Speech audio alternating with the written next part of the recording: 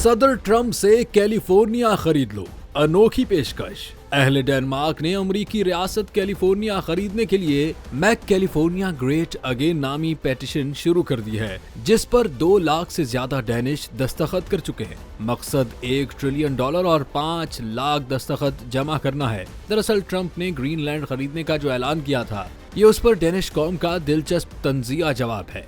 Petition के आगाज में दर्ज है, आओ कैलिफोर्निया को न्यू डेनमार्क बनाओ, वहाँ हॉलीवुड में साइकिलें चलाओ, गली कूचों में इत्मीनान और खुशी का मुजाहरा करो और होटलों में डेनिश खाने खाओ। डेनिशों को खूबसूरत धूप, पाम के दरख्तों और रोलर स्केट्स की जरूरत है, जो कैलिफोर्निया में मिलेंगे।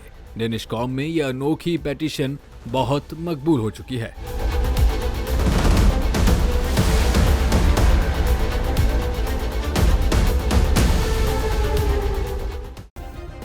सब्सक्राइब करें और बेल दबाएं ताकि कोई खबर रह न जाए।